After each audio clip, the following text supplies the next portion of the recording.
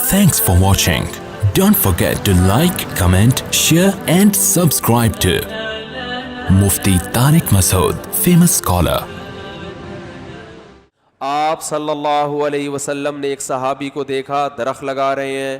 آپ نے فرمایا کہ یہ تو کئی سال کے بعد پھل دے گا, تمہیں یقین ہے کہ تم اتنے سال زندہ رہو گے؟ ہے بھائی. فرمایا موت یہاں پر ہے اور امیدیں اتنی دور, لمبی لمبی. ایک حدیث میں آپ نے اشارہ کیا کہ انسان کی موت یہاں سوار ہے گردن پہ, اور پلاننگ کیا کر رہا ہے؟ وہ لمبی لمبی پلاننگ کر رہا ہے.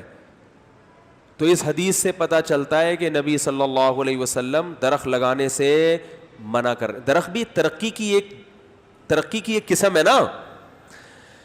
ارے درخت کیوں لگاتے ہیں؟ اس لیے کہ آج انویسٹ کروں گا, کل اس کا فائدہ اٹھاؤں گا, یہی مقصد ہے نا. تو یہ درخت کی مثال میں تمام چیزیں آ گئی. آج تعلیم حاصل کرنے کے لیے اپنے ٹائم کو انویسٹ کرتے ہو, کل اس ایجوکیشن کا فائدہ اٹھاتے ہو. یہ ٹائم کی انویسٹمنٹ ہے یا نہیں ہے؟ آج آپ کسی بزنس میں پیسہ لگاتے ہو, کل فائدہ اٹھاؤ گے, یہ پیسے کی انویسٹمنٹ ہے یا نہیں ہے؟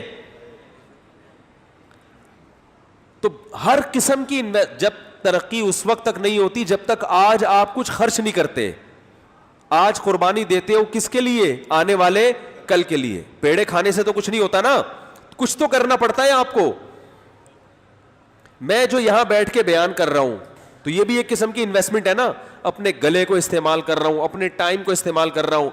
کیوں؟ میرے ذہن میں ہے کہ یہ میرا ٹائم جو خرچ ہو رہا ہے یہ بھی ایک انویسٹمنٹ ہے جس کا فائدہ مجھے اللہ سے امید کرتا ہوں آخرت میں ملے گا, اور دنیا میں یہ ملے گا کہ لوگوں کو موٹیویشن ملے گی, لوگ سیدھے راستے پہ چلیں گے. چلانے والے تو اللہ کی ذات ہے.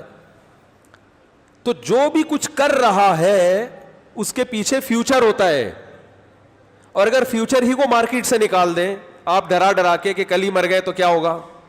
تو جب فیوچر ہی نہیں ہے تو آج کچھ کرے گا وہ؟ ہے بھائی جو بچے اسکول میں پڑھ رہے ہیں, ایک لڑکا MBA کر رہا ہے, بڑی محنت کر رہا ہے. اطلاعی کہ MBA کرنے والوں کے لیے جابس ہی پاکستان میں ختم ہو گئی ہیں. میرا خیال ہے آخری پیپر بھی اگر رہ گیا ہوگا نا وہ پیپر بھی دینے نہیں جائے گا, کہے گا جب اس کا کوئی فیوچر ہی نہیں, میرا دماغ خراب ہے, میں کیوں جاؤں. کیا خیال ہے بھائی؟ تو جیسے پیپر کینسل ہو سکتا ہے, زندگی بھی تو کینسل ہو سکتی ہے. یہ بھی تو اعلان ہو سکتا ہے آپ کا یہ آخری دن ہے. تو نبی صلی اللہ علیہ وسلم ان صحابی کو یہ فرما رہے ہیں کہ موت یہاں رکھی ہوئی ہے اور پلاننگ اتنے سالوں, تمہیں کیا پتا کہ کل تک زندہ رہو گے کہ نہیں رہو گے. درخت 5 سال کے بعد پھل دیتا ہے کھجور کا. اس حدیث سے پتہ چلتا ہے کہ درخت نہیں لگانا چاہیے, آج کل کے لیے انویسٹمنٹ نہیں کرنی چاہیے. بس آج مزے اڑاؤ, کھاؤ پیو, کوئی پتہ نہیں کل کا. اس حدیث سے بظاہر یہ پتہ چلتا ہے کہ نہیں چلتا. اگر چلتا ہے تو بولے ہاں چلتا ہے, تاکہ مجھے پتہ چلے کہ کچھ سمجھ میں آ رہا ہے کہ نہیں آ رہا. تو اگر صرف اتنی حدیث ہوتی تو ہم درخت کبھی بھی نہ لگاتے. اسلام میں درخت لگانا اچھا کام نہ ہوتا. جہاں جتنے نیک لوگ رہتے وہاں زمین چٹیل ہوتی, اور جو جتنے برے لوگ ہوتے وہاں گرینری بہت زیادہ ہوتی, کیونکہ ان میں دنیا کی محبت ہوتی. وہ درخت لگاتے کہ فائدہ ہوگا, آکسیجن ملے گی. کیا خیال ہے؟ لیکن صرف ایک حدیث نہیں ہے, دوسری حدیث بھی ہے. آپ صلی اللہ علیہ وسلم نے فرمایا, صحیح مسلم کی حدیث, جس نے درخت لگایا اور قضا آ گئی, موت آ گئی اس کی, اتفاق سے مر گیا, تو آپ نے فرمایا اس درخت سے جب تک لوگ تو دور کی بات پرندے بھی فائدہ اٹھائیں گے اس کو ثواب بولو بھائی ملے گا. ایک حدیث میں درخت سے منع کیا جا رہا ہے, دوسری میں درخت کی ترغیب دی جا رہی ہے. بتاؤ ایک ہی پیغمبر جو سچے بھی ہوں, 2 اپوزٹ اور 2 متضاد باتوں کا حکم دے سکتے ہیں؟ ارے آپ کے ابا کہہ رہے ہیں یہ کام کرو, پھر کہہ رہے ہیں نہیں کرو. آپ کہیں گے ابا سمجھ میں نہیں آ رہا, آپ کروانا چاہ رہے ہو کہ رکوانا چاہ رہے ہو؟ میں آپ سے کہتا ہوں پانی لے کر آؤ, آپ جانے لگتے, میں کہتا ہوں نہیں لے کر آؤ. آپ کہو گے بھائی کیا ہے, آپ استاد جی کیا ہو گیا, آپ کو کہو گے نا. ادھر آپ کہہ رہے تھے لے کر آؤ, ادھر آپ کہہ رہے ہو کہ نہیں. میں آپ سے کہہ رہا ہوں پیسے کماؤ, پھر کہہ رہا ہوں نہیں کماؤ. یار یہ کیا مذاق بنایا ہے؟ آپ یہ بولو گے نا کنفیوز ہو جاؤ گے. تو ادھر حدیث میں آؤ, آپ ان صحابی کو کہہ رہے ہیں درخت لگا رہے ہو, تمہیں کیا پتا یار تم زندہ بھی رہو گے کہ نہیں رہو گے. مطلب یہی ہے کہ نہیں لگاؤ, چھوڑو, کیا دنیا مسافر خانہ ہے. دوسری حدیث میں کہہ رہے ہیں لگاؤ. تو ظاہر ہے پہلے جو درخت سے روکا جا رہا ہے اس میں درخت لگانے والے کی نیت کچھ اور تھی, جہاں ترغیب دی جا رہی ہے وہاں آپ کی نیت کو کیا کیا جا رہا ہے, چینج. درخت بھی ترقی کی ایک علامت ہے, انویسٹمنٹ ہے, کل پھل ملے گا. ترقی کا مطلب کیا ہوتا ہے, کل پھل ملے آپ کو, کل آپ کی حالت آج کی حالت سے بہتر. ہمارے کچھ دوست بیٹھے ہوئے تھے, ترقی کے لفظ کو ڈیفائن کرنے میں ان کا جھگڑا ہو گیا کہ ترقی کسے کہتے ہیں. ایک نے کہا ترقی کہتے ہیں کہ آپ بہت بہت اچھے ہو جاؤ, پیسہ بہت آ جائے, صحت بہت اچھی ہو جائے.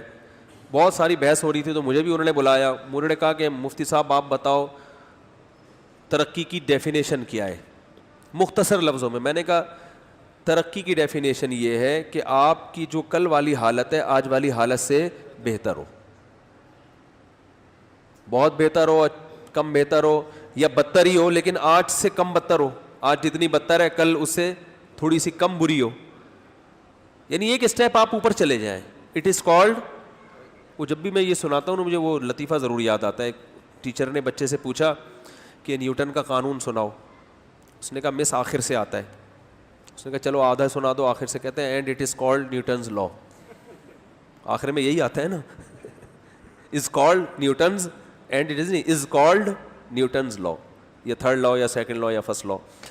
تو اٹ از کالڈ ترقی.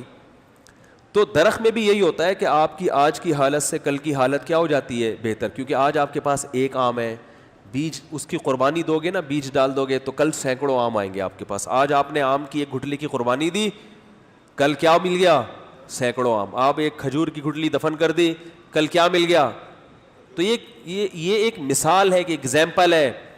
تو اس میں نبی صلی اللہ علیہ وسلم نے بتا دیا ہر وہ ترقی جس کے پیچھے آخرت نہیں ہے اس ترقی سے اسلام آپ کو روکتا ہے, اور ہر وہ ترقی جس کے پیچھے کیا ہے, آخرت کا تصور ہے, تو اس ترقی کی اسلام آپ کو ترغیب دیتا ہے. اور پھر اس میں یہ بحث ہی ختم کہ کل مر گئے تو کیا ہو گیا, کوئی بات نہیں, کل مر گئے درخت تو لگ گیا نا, ثواب آپ کو کیا ہو گیا, مل گیا. آپ نے پھل نہیں کھایا, قوم کھائے گی, آپ کو اس کا پھل ملتا رہے گا. زندہ رہے تو دنیا میں, مر گئے تو قبر میں. تو بتا دیا ترقی کرنی ہے لیکن آخرت کی نیت سے, اور ان کاموں میں ترقی کرنی ہے جس کا آخرت میں فائدہ بھی ہو. گٹکے کی دکان کھول کے پیسہ کما لیا تو اس پیسے سے آخرت میں فائدہ نہیں ہوگا. سمجھتے ہو گے نہیں سمجھتے؟ سگریٹ کی دکانوں سے بزنس کر لیا, آخرت میں فائدہ نہیں ہوگا. قوم کو کیا کھلا رہے ہو بھائی تم؟ جائز ہے سگریٹ کا, علماء کا اختلاف ہے اس میں, لیکن کیونکہ اچھا کام تھوڑی ہے. تو ایسی چیز کو ہدف بنانا ہے, ایسی چیز کو ہدف بنانا ہے جس میں لوگوں کو فائدہ ہو. تو اگر زندہ رہے تو خود فائدہ اٹھاؤ, اللہ کی نعمتیں, گاڑی کا فائدہ, مکان کا فائدہ, گھر کا فائدہ, اولاد کا فائدہ اٹھاؤ. مر گئے تو کوئی ٹینشن نہیں ہے, یہ اولاد کل آپ کے لیے دعائیں کریں گی, آخرت میں بھی فائدہ ہوگا. پھر یہ کہ چھوٹے چھوٹے بچے چھوڑ کے چلا گیا, ہائے ہائے, ابھی تو کوئی مسئلہ نہیں ہے بھائی, چھوڑ کے نہیں چلا گیا. وہ ایک صاحب نے ہمارے محلے میں گھر بنایا, گھر میں داخل ہونے سے پہلے انتقال ہو گیا. میں پہلے جہاں رہا کرتا تھا, اور اللہ کی قدرت, جس دن شفٹ ہونا تھا ان کو اٹیک ہوا, مر گئے وہ. لوگ افسوس کر رہے ہیں یار ایک ہفتہ رہنا ہی نصیب ہو جاتا. تو میں کہہ رہا تھا ایک ہفتہ رہ کے بھی مر جاتے تو انجام تو وہی ہونا تھا جو ایک ہفتہ پہلے مر کے ہوا. لوگ اس پہ افسوس کرتے ہیں, پاگلوں والی باتیں. ارے یہ بولو اگر انہوں نے گھر یہ بنایا تھا آخرت کو سامنے رکھ کر کہ میں اس لیے بنا رہا ہوں کہ میرے بچے دھکے نہ کھائیں, لوگوں کے سامنے بھیک نہ پھیلائیں, تو گھر میں داخل ہونے کے بعد مریں یا داخل ہونے سے پہلے مریں, ان کی صحت پہ کوئی فرق بولو بھائی نہیں پڑتا. اور اگر اپنے لیے بنایا تھا میں میرا گھر, تو واقعی بہت برا ہوا, کاش کچھ دن اس میں رہنے کا فائدہ اٹھا لیتے. بات میرا خیال ہے سمجھ میں پھر بھی نہیں آئے گی, بہت مشکل ہے سمجھانا آج کے زمانے میں بات. میرا گلا بہت زیادہ بیٹھا ہوا ہے, میں بڑی مشکل سے آج تقریر کر رہا ہوں. تو مؤذن صاحب ذرا 5-10 منٹ ٹھہر جائیں یار, یہ بات تاکہ اور یہ سمجھ میں آ گئی جو میں کہنا چاہ رہا ہوں. یہ لوگ کہتے ہیں نا ہائے ہائے گھر کے بارے میں, تو اور میں نے اکثر موتیں دیکھی یہ گھر بن کے تیار ہوتا ہے اور مر جاتے ہیں. یہ میں نے بہت دیکھا ہے, شاید اللہ تعالیٰ عبرت کے لیے مار دیتے ہیں کہ یار جس چیز پہ سب سے زیادہ پیسہ لگائے نا اسی میں رہنا نصیب نہیں ہوگا. یہ میں نے بہت دیکھا ہے, ادھر گھر بہترین بنایا, اکثر لوگوں کو دیکھا ہے گھر میں تعمیراتی کام کیا, اوپر کا پورشن بنایا اور تھوڑے دن میں انتقال ہو گیا. رہنا بہت کم لوگوں کو نصیب ہوتا ہے. تو یہ گھروں میں زیادہ ہوتا ہے, کیونکہ نبی صلی اللہ علیہ وسلم نے فرمایا بدترین چیز جس پہ انسان کا پیسہ خرچ ہو وہ تعمیر ہے, کیونکہ تعمیر کا فائدہ انسان اپنی زندگی میں پورا نہیں اٹھاتا. اب کروڑوں روپے کا گھر بنایا تو اگر آپ 4 سال رہ بھی لیے تو کروڑوں روپے کے میں 4 سال میں رہ کے کوئی وہ کروڑوں کیش تو نہیں ہوئے نا. کیا خیال ہے بھائی؟ تبھی جائز ہے تعمیر پہ پیسہ, لیکن حدیث میں آتا ہے سب سے کم درجے کی چیز جس پہ پیسہ خرچ ہونا وہ تعمیر ہے. کیا مطلب؟ کھانے پہ خرچ کرو, سواری پہ خرچ کرو, شادی پہ خرچ کرو. صحیح ہے نا؟ اچھی بیوی لے کر آؤ. یہ نہیں کہ مٹھائی کا خرچہ آپ کی طرف سے ہوگا, یا وہ ایک میں نے بتایا تھا نا, خاتون کا رشتہ کروایا ہم لوگوں نے, تو شوہر اس خاتون سے ہونے والا میاں ہوتے ہوتے رہ جانے والا, اور رہ گیا وہ اس چکر میں. الحمدللہ اللہ کا بڑا فضل ہو گیا, اور میری وجہ سے رہا وہ. میں نے اس خاتون کو منع کر کیا اس آدمی سے شادی نہیں کرو. وہ یہ کہہ رہا تھا جب بات طے ہو گئی کہ شادی پہ جو مٹھائی تقسیم ہوگی یہ خرچہ لڑکی والے کریں گے یا ہمیں کرنا ہے, اور وہ ترغیب دے رہا تھا کہ یہ خرچہ آپ لوگ کریں گے. تو میں نے اس خاتون سے کہہ دیا, وہ اسسٹنٹ کو کہا اس خاتون سے بولو کہ اس بندے سے شادی, یہ دنیا کو مسافر خانہ بالکل بھی نہیں سمجھ رہا ہے. صحیح ہے, جو مٹھائی کے ڈبے کے پیسے بچا رہا ہے یار, اندازہ لگاؤ, ڈبے کے پیسے بچا رہے, کل وہ کیا کرے گا؟ وہ بھائی نکاح میں تو آدمی دل بڑا کر کے کرتا ہے, سمجھ رہے ہو؟ اگر یہ واقعی صحیح نیت ہوتی تو کہتا ہے مٹھائی کیا بھائی, وہ تو ہے ہی ہمارا ہی خرچہ ہے, وہ اور بتاؤ کیا مہر کتنا چاہیے, جتنی گنجائش ہوتی ہے اس حساب سے. تو خیر, تو بھائی اس سے صاف پتہ چلتا ہے کہ نبی نے جو فرمایا بدترین چیز جس پہ انسان کا پیسہ خرچ ہو وہ کیا ہے؟ تعمیر. کیوں بدترین ہے؟ بدترین کا مطلب بری نہیں, بدترین کا مطلب جتنی خرچ کرنے کی جگہ ہے نا ان میں سب سے, جیسے اس کی مثال ایسے ہے جیسے حدیث میں آتا ہے بدترین صف آخری صف ہے اور بہترین صف پہلی صف ہے. تو اب آپ کہو کہ بدترین آخری ہے تو اس کا مطلب اگر ہم آخری صف میں جگہ مل رہی ہے تو کھڑے ہی نہ ہو, گھر جا کے نماز پڑھ لیں. نہ نہ نہ نہ, بدترین کا مطلب جو درجات ہے نا, نماز میں سب سے پہلے پہلی صف ہے, پھر دوسری, پھر تیسری, جو آخری ہے وہ ان کی نسبت سب سے کیا ہے؟ بدتر. یعنی اس میں مجبوری میں تو آخر میں آ کے کھڑے ہو جاؤ, لیکن کوشش ہو کہ سب سے پہلی, وہاں نہ ملے تو دوسری میں آؤ, وہاں نہ ملے تو تیسری میں, بہت ہی مجبوری ہو تو آخر میں. بالکل اس حدیث کا مطلب صحیح حدیث ہے بخاری مسلم کی کہ بدترین چیز جس پہ انسان کا پیسہ خرچ ہو وہ کیا ہے؟ تعمیر, کنسٹرکشن کا جو کام جسے ہم کہتے ہیں, سیمنٹ بجری کا کام, سریے کا کام. کیا مطلب بھائی؟ سب سے پہلے کھانا, لباس, سواری, یہ سب چیزیں, ڈیولپمنٹ جو ہے وہ جو بلڈنگ بناتے ہیں نا اور جو کنسٹرکشن کا کام ہے یہ سب سے آخر میں. اس کی وجہ یہی ہے کہ آپ کی عمر کم ہے اور کنسٹرکشن کے بعد جو عمارت وجود میں آتی ہے اس کی عمر بہت زیادہ ہوتی ہے, آپ اس سے فائدہ نہیں اٹھا سکتے. جتنا سریا آپ نے اس کنسٹرکشن میں ڈالا ہوتا ہے اپنی ہڈیوں میں آپ کے اتنا سریا نہیں ہوتا. جو رہنے والا ہے وہ اتنا مضبوط نہیں ہوتا, جو اپنے لیے گھر بنا رہا ہے وہ اس سے کروڑا گنا زیادہ مضبوط ہے.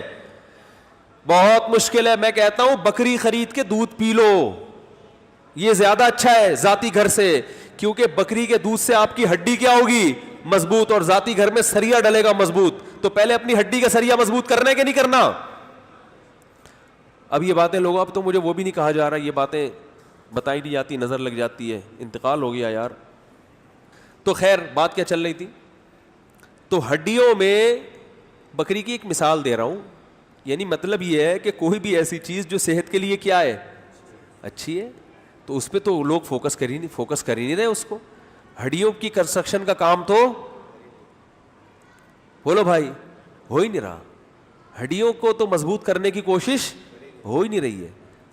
ہڈیاں جس گھر میں رہتی ہیں وہ ایسا زبردست, اتنا سریا ڈالا ہے ہم نے, اتنا کھودا, اتنی موٹی موٹی دیواریں, بتا رہا ہے دیار کی لکڑی کے دروازے ہیں, کہتے ہیں نا بھائی 50 سال میں بھی خراب نہیں ہوں گے, بہت اچھی بات. لیکن آپ کے جو دروازے ہیں وہ ان سے لگ رہا ہے کہ 5-6 سال میں کیا ہونے والے ہیں, ان پہ دیمک لگ جائے, کیونکہ آپ جس اسپیڈ سے آپ کھانا کھا رہے ہیں اور توند آپ کی نکل رہی ہے, شوگر آپ کو ہونے والی ہے اور آپ کی ہڈیوں کو وہ کھوکھلا بولو بھائی کرنے والی.